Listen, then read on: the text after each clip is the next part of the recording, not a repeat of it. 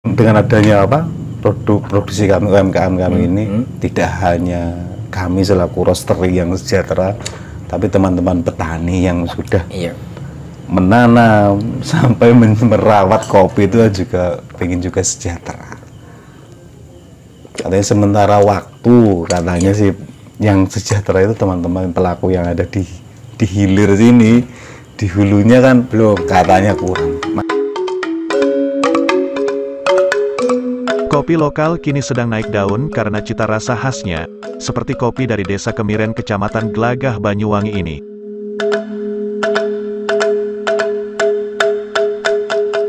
Saat banyak serbuan kopi yang disangrai dengan mesin, kopi khas Banyuwangi ini tetap mempertahankan roasting tradisional atau disangrai dengan bahan bakar kayu. Ada dua jenis kopi kemiren yang diproduksi, Arabica dan Robusta. Semuanya diproses dengan cara tradisional, dengan menggunakan tungku dan wajan penggorengan dari tanah liat. Cara tradisional dalam menyangrai kopi ini dilakukan, selain hemat, cita rasa kopi akan semakin muncul.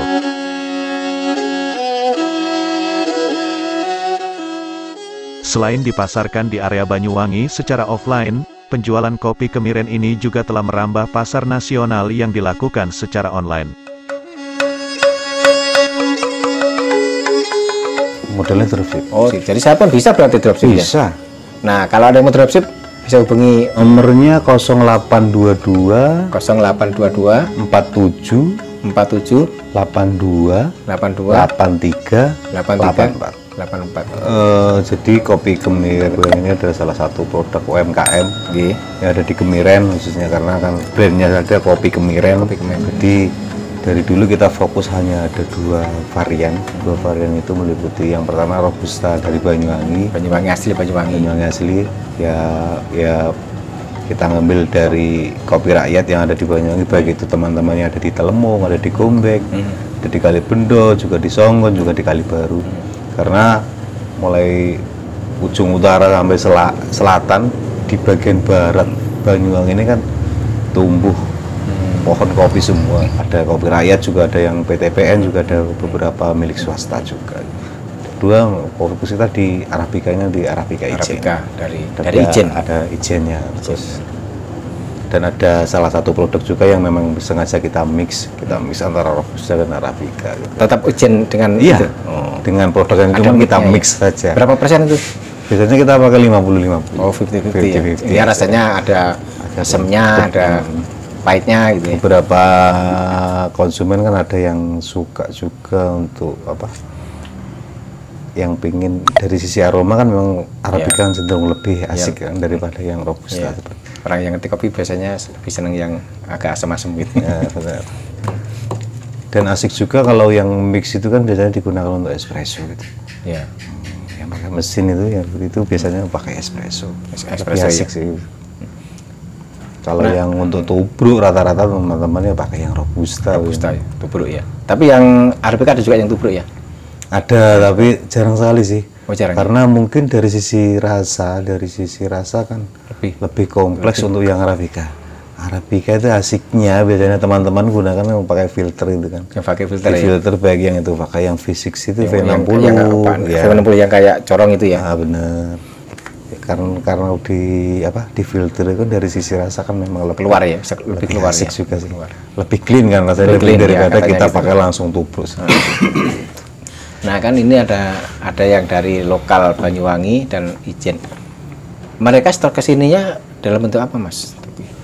Saya ikut minum juga. Untuk setor sininya supplier kita itu sudah dalam bentuk green bean yang sudah tanpa kita sortasi lagi. Jadi memang sih di awal kita produksi kita masih kebingungan. Terkadang beberapa supplier itu ngirim masih keadaan harus kita sortasi lagi. Tapi sekarang karena sudah lambat laun, karena pengalaman juga gitu kan. Jadi supplier kita sudah tahu, kopi kemarin ini mintanya barang yang seperti ini. Karena kan beberapa supplier kan ada juga yang punya yang specialty, ada yang grade 1, grade 2 dan lain sebagainya. Nah, grade itu dari apanya tuh kalau kopi? Yang pertama dari ketika panen. Artinya kalau grade terendah kita ngomongin grade terendah dulu. Grade terendah itu kan kalau jenengan tahu ada kan orang panen kopi seperti lampu merah itu, yang hijau, yang kuning sama merah langsung diprol semua, ditarik, rontok IKB gitu ya. Lah akhirnya ketika sudah menjadi green bean, itu kan kopi itu nggak merata, tingkat kematangannya ada yang ya ketika sudah kering nanti menjadi green bean itu ketahuan ya. Ketahuan ada beberapa ada yang hitam, bahkan lebih ketahuan lagi ketika digoreng atau di roasting. Itu nggak bisa artinya bahasa lebih nggak bisa dibohongi. Supplier kita sudah ngomong, Mas ini sudah biji kopi yang sudah petik merah semua, sudah matang.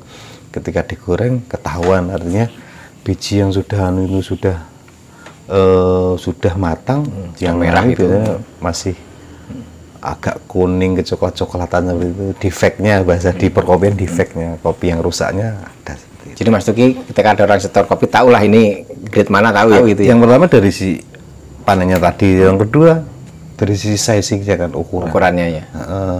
Jadi kalau kopi yang sudah dipetik merah semua, sudah dipetik merah semua, itu kan masih ada juga kan kopi yang dengan size yang berbeda. Ketika di kopi itu dibuang kulitnya, dihaler itu, pulper itu kan bisa jadi kopi itu yang menjadi pecah gitu kan. Lah akhirnya ada yang pecah, ada yang masih sempurna, utuh sempurna seperti itu. Jadi kopi dengan grade 1 itu dari sisi sizingnya, dari sisi tingkat kematangannya itu hampir sudah sama gitu sih.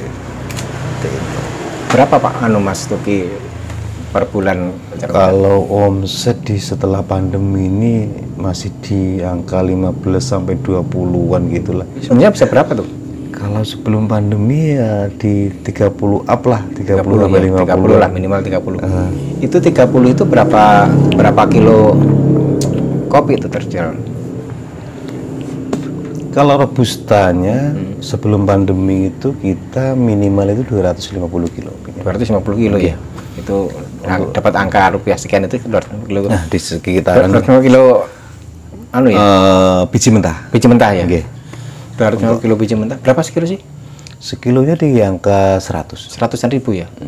Terus sekilo jadi berapaan? Enggak, ketika sudah matang. Kan sudah namanya bahasanya kan kalau sudah seperti ini kan roasted bean gitu kan. Sudah ketika saya memproduksi 100 kilo biji mentah kan menjadi sekitar 80 kilo. Oh, ya. Bubuk. 80 bubuk. Saya ngitungnya kan. Jadi 100 kilo mentah menjadi 80 kilo bubuk. Nah, ini berapa gram? Itu 100 gram. Harga berapa? Yang Arabica berapa, yang mix, yang berapa, yang Robusta? Arabicanya Arabica kemasannya kan 100 gram. Kalau Robusta kan kemasannya 200 gram. Oh, harganya? Jadi ya sama dengan harga yang sama. Oh, harga yang sama. Anunya beda, apa namanya? Betul. Oh, iya. Artinya dengan kita nggak pengen main artinya dengan main kuantiti aja. Kuantiti ya. Sebenarnya apa penjualannya nih, Mas? Oke.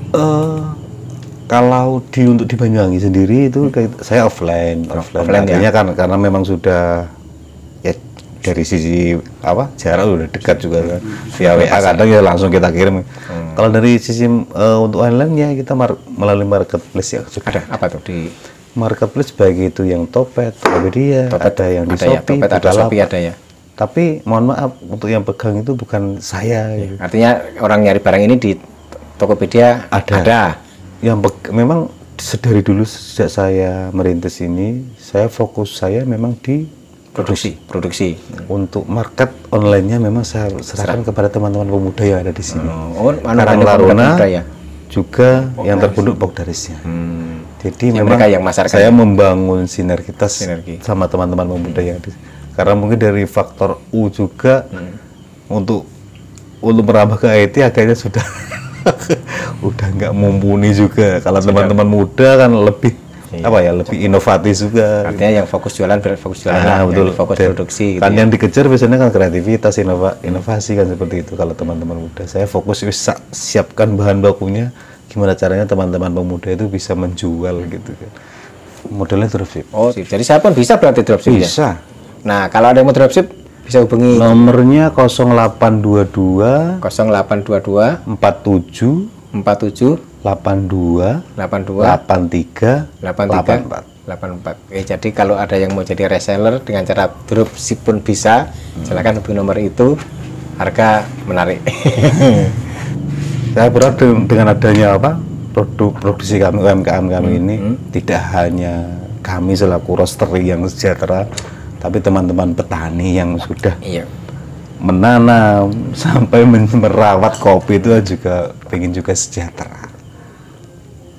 Katanya sementara waktu katanya sih yang sejahtera itu teman-teman pelaku yang ada di hilir sini, di hulunya kan belum, katanya kurang, masih belum lah, masih kurang begitu sejahtera.